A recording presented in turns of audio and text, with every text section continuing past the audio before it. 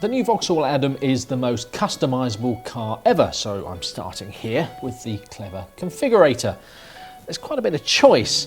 12 body colours, 3 roof colours, 20 wheel designs, 15 seat designs, 11 colours inside, and then there are 8 ambient colours on top of all the other gadgets and gizmos that you can specify.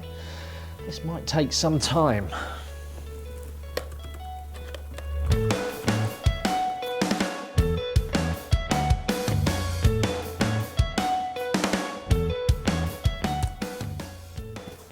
Yes, I think I've done it.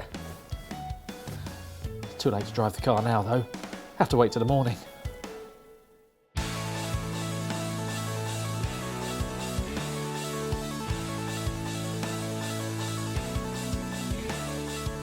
You can get an Adam in 3 different flavours.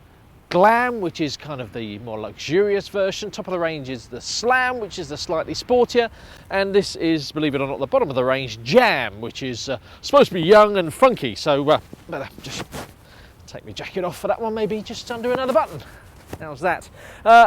This car, believe it or not, is slightly longer and slightly wider than a Mini, bit bigger than a Fiat 500 and priced in between the two. But the fun with all the colours and these splat logos, doesn't stop on the outside. Oh no, you want to come and have a look inside.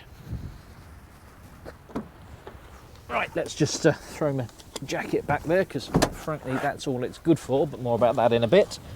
And you can see there's more of this sort of green spotting style on the inside, and apparently if you get bored you can just swap them over. But can you see this?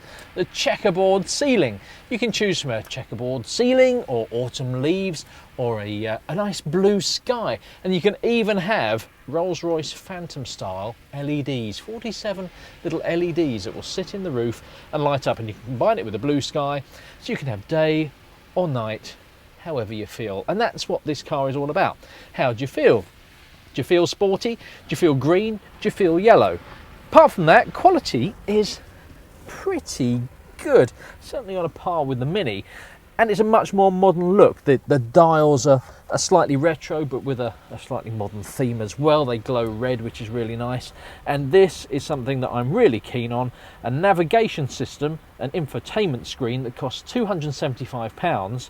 And you download the app for the navigation onto your smartphone. Right, let's just have a look in the back. This isn't going to be pretty.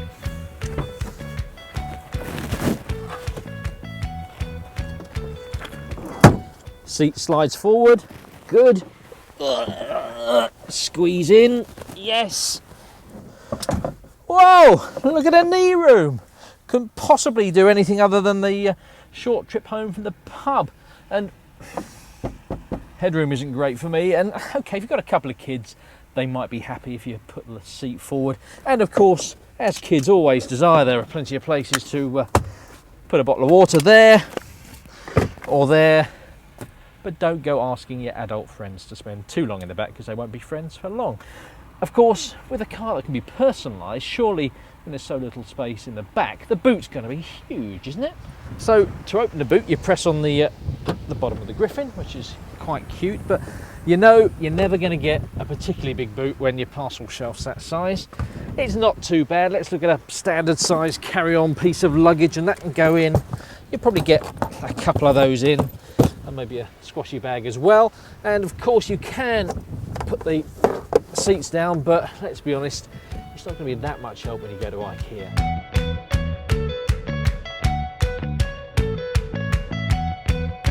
Amongst your many choices with the Vauxhall Adam are 3 engines, which Vauxhall says are proven, tried and trusted engines. There's a 1.2, a 1.4, and another 1.4, the top of the range one getting 99 brake horsepower, and this one that I'm driving here about 85 brake horsepower, and it's no great shakes. It's smooth enough, but there's no real great fizz about it, no fantastic performance. For that, I think you might have to wait for one that Vauxhall has said is coming, a small capacity turbocharged direct injection engine, which I reckon could be just like Ford's fantastic EcoBoost engine. Now that will make this car really, really fun.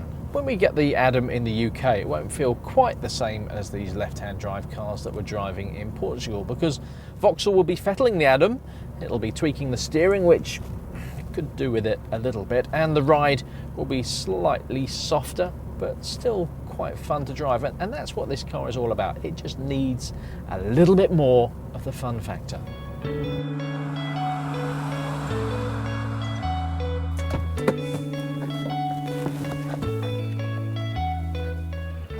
There's a lot to like about the Vauxhall Adam. I love the look of the thing. It's not retro, it's modern, a bit like a smaller, cheaper Audi A1. And that's another great point. The price, starting at just over £11,000, I think this is really tempting.